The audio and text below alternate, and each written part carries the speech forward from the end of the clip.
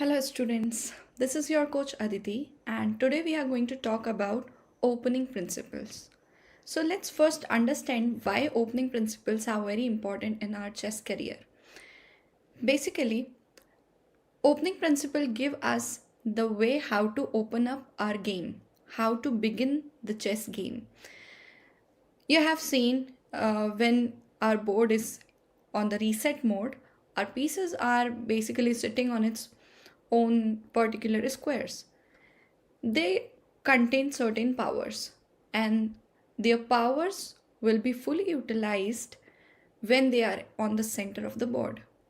So, opening principle will not only just help you to understand the different opening lines and variation. You might have heard the Royal Opus, Caro-Can defense, Sicilian defense, Scotch Gambit game, King's Pawn opening, Queen's Pawn opening, Queen's Gambit, etc.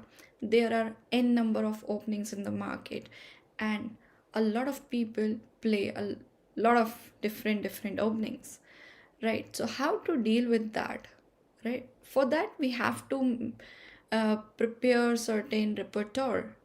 For that repertoire you need the basic foundation, and that foundation is the opening principle, so that you will be able to understand why we are moving certain pieces to that square, right? It will give you an idea basically. So let's just cover a few chess opening principle today. So let's begin with our first opening principle, which is rapidly development of all the pieces. What I meant by rapidly development of all the pieces is that first we are going to develop our minor piece, okay? Because minor piece will build a base of the game. After playing the central pawns, let's say right now I'm playing e4, e5, which is known as king's pawn opening, and this particular position known as open game, which is come under open game. And if I move my d4 pawn, then that's going to be the queen's pawn opening, and after d4, d5, c4, it's going to be the queen's gambit, right? So after moving your central pawns, now this is the time to develop your minor pieces. Like, what are minor pieces? Minor pieces are knight and bishop. Major pieces are queen and rook. So we are going to develop our minor pieces towards the center, because see, if we move the knight on the corner, that's not gonna help us at all. From there, knight is not doing anything. Plus, where knight can protect or look after 8 squares, from that square knight is only looking after 4 squares, right? So knight will be better here towards the center. We are going to develop the knight towards the center, plus with one threat. Okay, so now it's black's turn, and same rules are applicable for the black side also. And of course black wants to develop this save this pawn, at the same time wants to develop some piece. So of course we are not going to play this, though that's a philidor opening, but that's totally, openings are totally based upon setup. So with certain setup you have certain ideas behind it, so you have to prepare it thoroughly basically. So now knight to c6. Now what this knight to c6 is doing, first thing, it is protecting the pawn, and second thing is it is a developing move. So minor pieces towards the center. Now let's say you can play this knight here, or maybe this bishop here or here. So these all are coming under certain openings, but right now we are just learning about the opening principle. So let's just go with this move, knight to c3, which is a developing move. Even bishop to c4 and bishop to b5 are developing moves also. So do not worry, you can play all the moves like this. But of course you should not play certain move, like after this you should not start playing pawns and anything else. Just develop your minor pieces first towards the center. Okay, now same thing is applicable for black side. So let's say black had played this, Now you can start playing your bishops out. Maybe black will play something like this, and then now, okay, for your bishops you need to play a pawns, of course. Now something like this, and castle, and let's say black castle, and then you can go with this bishop development over here. You can also develop it from here also. Okay, so see, now this game is looking like a now this game is looking like, yeah, both the players are playing equally. They both have developed their pieces equally on the board, have not done any serious mistake, right? And as of now, nobody has taken any sort of advantage, right? So you can take out your notebook and pen and just write down this first rule, which is rapid development of your minor pieces towards the center. So I'll read it out for you. The main goal at opening is to develop pieces and reach castling as quick as possible. Opening is complete when one or both player have their rooks connected. Okay, so for of course, once you play your queen out somewhere and your rooks got connected, then we just consider that, yeah, now our opening is completed. The player who finishes the development first gains the initiative, of course. So let's say if I'm giving you an example, okay, don't take it seriously. I'm just going to give you one example. That's going to be very brutal, but yeah. So let's say I started with the center pawn, that's okay, and black replied me the same with the center pawn. Now I played my pawn, and black started developing the pieces, and now I'm busy playing my pawns. Black developed, I played a pawn. Black developed his piece, I played a pawn, and black, okay, the center pawn moves are like you want your bishop and your queen to get a open diagonal, right? So these are not waste pawn moves. But if you play pawn moves like this, then that's gonna be a waste of time totally. And something like this. And now see, look at the white position and look at the black position. Black's pieces are properly sitting, looking after important squares and well coordinated. Whereas white's, there is no piece out there. They are just sleeping on the first rank, and all the way these are just pawns roaming around here and there, doing nothing, of course. So if I ask you which side would you like to have, you'll always prefer black. And you should prefer black because now black is going to do a lot of good stuff. Maybe launching some attack because the king is in the center. Opponent king, I mean white's king is in the center, and your king is castled safe, plus your rooks are now out. And after a few moves you're gonna take out your queen somewhere, and you are going to play your rooks in the middle, and then you can start something like placing your knight into the center, giving it some good outpost is nothing but you just got a control over a particular square which comes under opponent's territory. Usually we give outposts to our knights, right? Because they can jump. Yeah. Okay. So that was a very brutal example, but I hope you got my point. Okay, so now let's talk about the another rule of chess opening, which is develop knights before bishop. So okay, knight and bishop both have equal value, right? Both have three points, but many a times we prefer to have a bishop, or a bishop pair is stronger, and sometimes we like to have knights in our position. But many a times I have seen that people don't trade their bishops with opponent's knight and vice versa. The reason is simple.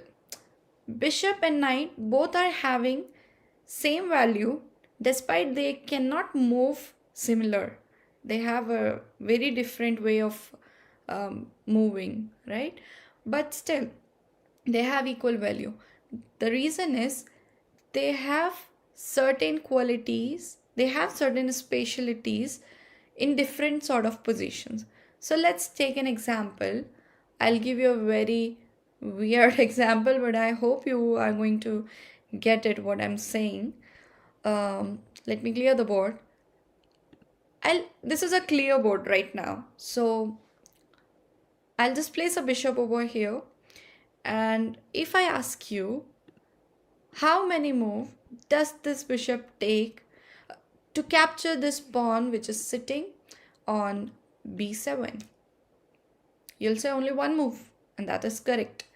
But let's say if I change this bishop into a knight, now tell me how many moves this knight will take to grab this pawn. So you'll count it like 1, 2, 3, and 4. So of course 4 moves this knight is taking to reach over there. So there's a very important point that bishops are good at good in open position. Open means clear position when there are less pieces on the board. So now what I'm gonna do is I'll just make a pawn wall like this. Let's just try to make a pawn wall. Okay, now I'm gonna give you one bishop. I'm gonna give black one bishop and white one knight. So now see, this knight will go here and then here or maybe here and start capturing pawns, right? But look at this poor bishop. It cannot go and capture white's pawn simply. That simply, I mean. Okay, so okay, example is a bit, let's just suppose this pawn is here. Okay, now it's correct. If you see black's position, although black is having a bishop which we consider better than a knight, but sometimes better than a knight, but as this position is close position means when there are a lot of pieces over the board, a position is very complicated sort of, then bishops, if they are behind the pawn chain um, or on its diagonal, when they are not having the clear diagonal, they cannot perform well. And so look at the knight can jump, and when knight can jump, it can do wonders. So in closed position, knights are our biggest advantage, and in open position, these bishops are our biggest advantage. Okay, so that's about their specialty. Now coming back to the topic, opening principle, the second principle was develop your knights before the bishop. Why to develop your knights? Because knight is a slow piece. It will take a lot of time to reach from one square to another. Even if I tell you this knight is sitting over here, for example, on e4, and if I ask you to play this knight, to take this knight to the d4 square, how many moves it will take to reach to? It will take almost like, it will take 3 squares to reach to its square which is just there beside the knight, right? So knight is a slow piece. It will take longer time to reach to different places, whereas bishops can move from one square to another square in just one move if the diagonal is clear. One limitation is with a bishop is that if there is a light square bishop cannot do anything with dark square bishop, and dark square bishop cannot do anything with light square bishop. Just that thing. Rest, they can, if there's a light square bishop on light squares, it can move freely if they get the open diagonal. And same with the darkest square bishop. So, why we are saying to develop knight first, you can take your notebook out and if you want, you can write it down. While bishops can control several squares from their original position, if there are no pawns obstructing their way, knights dominate only their neighbor squares and take longer to reach opponent's field because they are less mobile piece. I hope you got my point right. Now let's learn the another opening principle, important one, which is avoid trading a developed piece for a non-developed one. So what is a developed piece and what is a non-developed piece? A developed piece is simply a piece which is holding a center well. Let me give you an example over here. Let's say I started with the d pawn, black played something like d5, right? I developed my bishop and black developed his pawn. Okay, now it's not a piece developing move, but yeah, it's a setup sort of thing, you can say. Different opening are having different setups, and these setups are having certain idea to develop their pieces. The way of developing pieces in every other openings are really different. So never mind. Yeah. So now here, this bishop, white's bishop, is a developed bishop. So white can simply continue with the, let's say, e3, or maybe knight to f3, or maybe something like c4, knight to c3, knight to d2, something like that. But what if white just take on this knight which is undeveloped, sitting, sleeping over here, right? If my bishop takes on this knight, then I lost a developed piece which can do a lot of things, which can hold the center and which can participate in different operations, while that knight which was just sleeping inside its house was doing nothing actually, and it will take a lot of time to get developed since there's a pawn on c6. So it cannot directly develop on c6, but it has to come via d7 to b6. But since I have captured that knight, now black has this advantage of black got a little bit advantage that his undeveloped piece got traded against white's developed piece. So you can write it down. So generally, it's a bad deal to trade a well-positioned piece for a bad positioned one. When you trade one of your developed pieces for one of your opponent's not developed ones, you waste your time. The same is true if you trade a piece that has moved a lot for one that your opponent moved only once. Which means, let's see the example of this one. Let's go back to the starting position. Now let's say I have played this and you played this, I played this, and now I played this.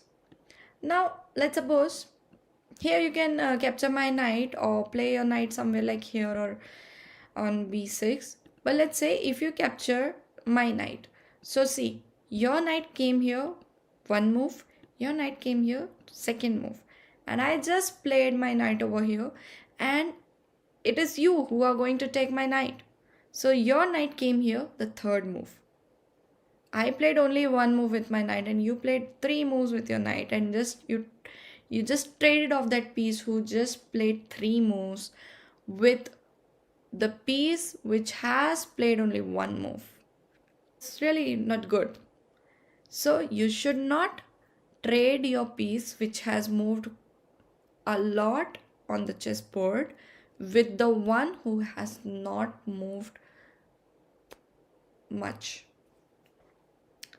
So I hope this is also clear to you. Yeah. So now let's move on to the next principle. Here you can also try to prevent your opponent from castling. You can count it as in our opening principle, but always, whenever you get a chance, try to prevent your opponent from castling. If your opponent is waiting too long to castle, try to keep the enemy king even longer in the center. One of the most common ways to do so is to control one of the squares serving as passage for the king, usually f1 or f8 when kingside castle. Most of the times it is worthwhile to sacrifice a pawn in order to keep the kings in the center. So I'm just giving you an example. Let's say e4,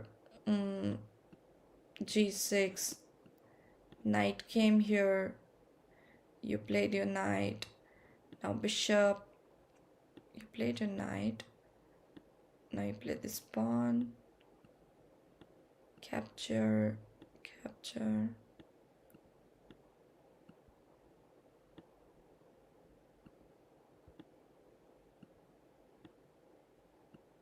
Now here you can try playing this bishop. If you occupy this square, this f1 square, then it's like you're just preventing your opponent to get castled, whereas you can just go for the castling thing. So let's say white plays something like this, you just move your pawn, and after this you can just play bishop over here, and let's say not this, but let's say if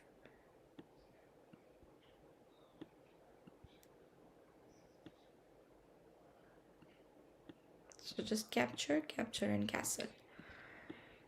Yeah, now look at this position. White's king is still in the center. So if your opponent is waiting too long to castle, try to keep the enemy king even longer in the center. It will help you to attack the opponent king easily. Because when you're castled, your rook is coming in the center, and if opponent king is sitting on the center itself, it's really easy to attack, right? Okay, so now let's understand our third topic. Um, okay, so now let's talk about the third principle, which is don't move the same piece twice during opening. Let me give you an example here. So let's say if I again started with the center pawn and black did the same, I played my knight over here, black played his knight. Now I played my bishop over here and black again played his knight. Now I got a chance to move my pawn over here, attack the black's knight, and now black knight has to go back to the same place again, like on c6. Now what I got is I got to play this d4 move. So if now black captures and I recapture the pawn, now see, my knight is developed, my bishop is developed. In just one move, I'm gonna castle. My pawns are strongly placed on the center, and in one move, I can just develop my knight and my bishop. While if you see, black's pieces are just stuck sitting on their original square doing nothing. Even to castle, black needs at least two moves, right? And which is why we say do not move the same piece twice. You can write it down on your notebook. Try to place your pieces at the best possible position at the first move. It is a waste of time to move the same piece more than once during the opening, and it may cost you the initiative in the game. So I hope you got my point. Castle as quickly as possible. Of course, we consider opening is completed once our minor pieces are developed properly, our king is castled as quickly as possible, and both the rooks got connected. So, why castling is very important is because castling will give you two important things. First is king's safety, and second is rook's development. So, you can play your rook on the center file while your king will be sitting somewhere in the corner safely. You can write this down. The king's safety is one of the most important thing to care about during opening and middle game. And of course in end game, king is a piece itself. But opening and in middle game, king's safety is the most important thing. The king in the center will always be very vulnerable to the opponent's attack, especially in open position. Castling means placing your king comfortably behind a pawn blockade and allowing development of one of your rook. As I already told you, then the rook may rapidly occupy an open or half file. So of course, you should know that rook has the power to cover files and ranks. So we should give rook either a full complete open file or a partial open file, means half open file, semi open file. Another important point is place your pawns in the center. So let me just get back to the starting position of the game.